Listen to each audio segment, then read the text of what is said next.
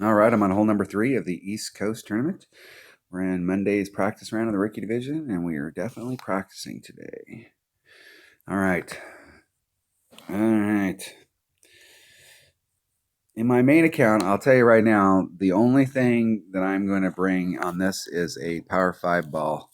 And I'm going to try and get out to this fairway every single time I play this. Because if you end up out in the rough out here, even if you're in the sand, you can lay it up either here, or if you can get over this and get it out into this area, you can get on, get your birdie, give yourself some look at eagle, and go to the next hole. This is a birdie hole with an eagle opportunity.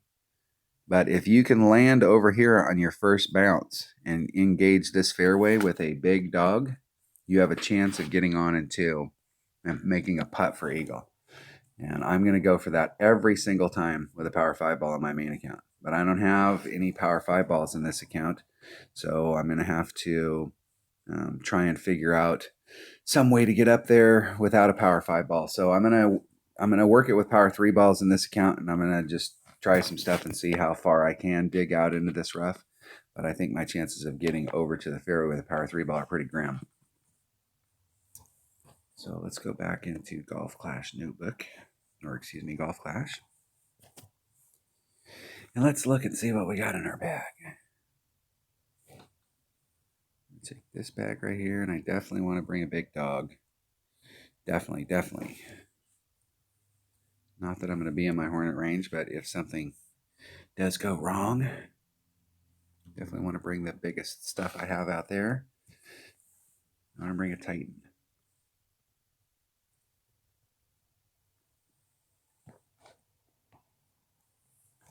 I don't think that these Power 4 balls here are going to help me.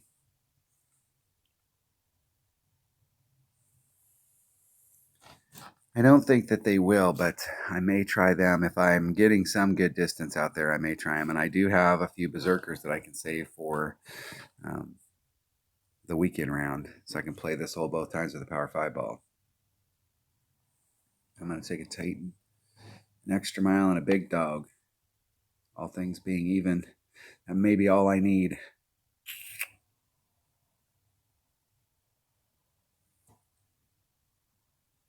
All right, here we go. Here we go.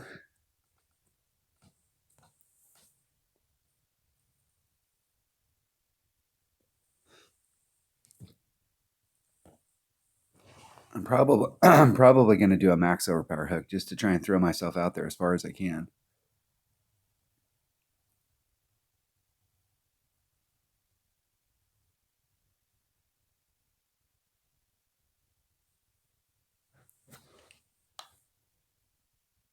Roof Dog goes first.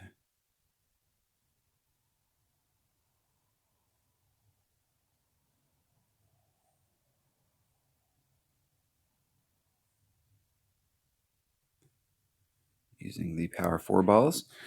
Let's see what kind of distance they can get out there.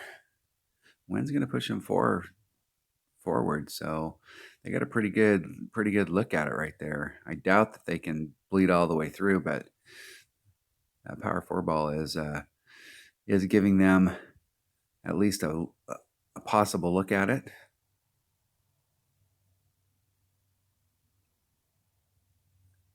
Oh, that was a really good look at it.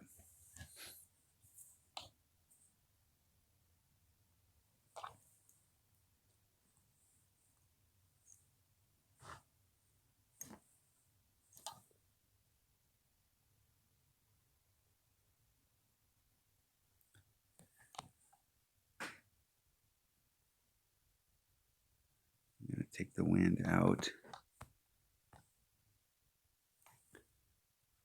4. I'm going to leave that wind in it. Let's put on everything we can.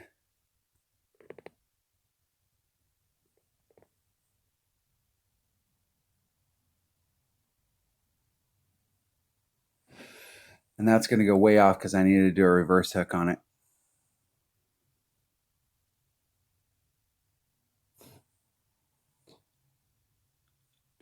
That was a big mistake on my part. I was dinking around, not thinking. I needed to do a reverse hook. I needed to put on max topspin and max left-hand side spin, not right-hand side spin.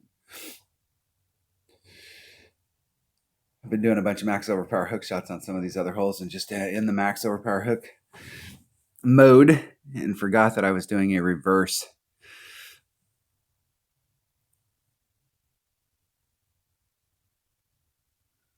And that is definitely the shot to take, is to just lay it up out there and not try and get greedy.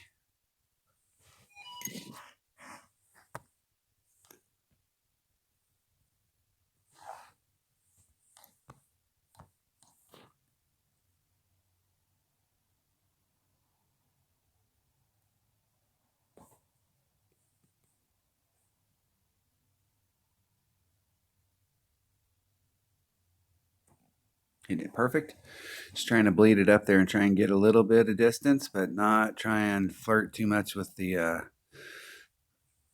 overpower or trying to get any extra stuff on it. Just laying it up out there. That's the cool thing about being out in the rough out there, is if you go for it, you can easily get back and play and get back on track, put yourself in a spot where you can have at least a shot to pick up the eagle.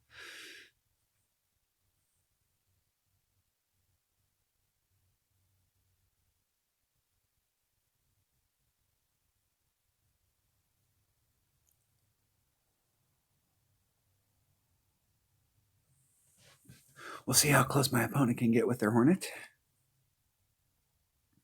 which in their position is the club to have.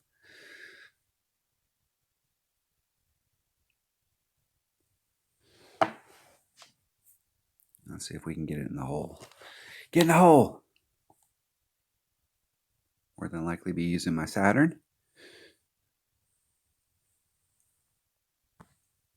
Ooh, I am in Hornet range. Ooh, I'm right there.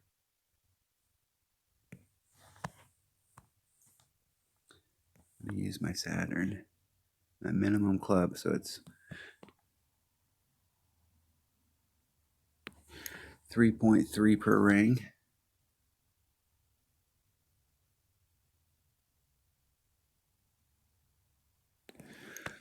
So there's 3.3, that leaves me 1.2.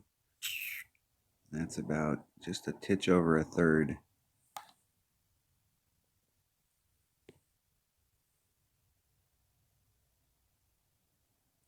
Hitting it perfect. Gave myself a look. Pretty close. Just a bit outside.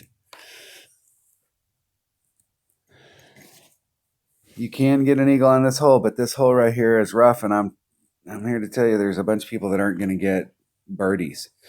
This is going to be one of those holes that's going to be immediately hole number 3 already set up a ruined round. There's going to be a lot of people that epic fail on this hole.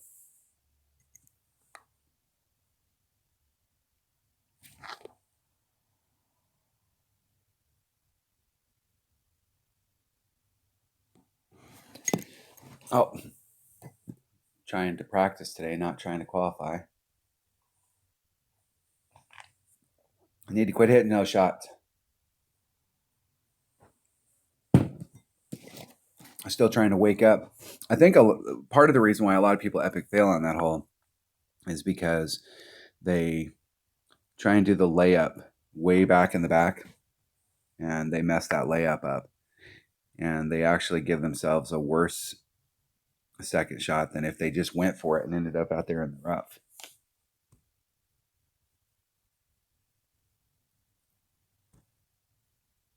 And it's because of that rough island that's out there in that second fairway. That rough island in the second fairway is right in your landing zone, and it can be very difficult. So if you're on this hole and you're trying to lay up here in the front, up in this area, when you do your second shot, you're going to have to bounce over this island. You can't come from the bottom over because it's too steep. So you'll have to bounce over the island. So it's really important that you have a wood that's got some topspin so you can bridge the gap to get over and bleed forward. If you're in the good spot, you can get on the other side of this and bleed it forward. And if you get way up in there. But I think a lot of people are going to epic fail up here in the front. And this is what's going to be their downfall, if you can get anywhere in the rough sand forward of that, you can still get out there just like I did. All right, that was hole number 3 of the East Coast tournament and Monday's qualifying round of the rookie division. Thanks for watching.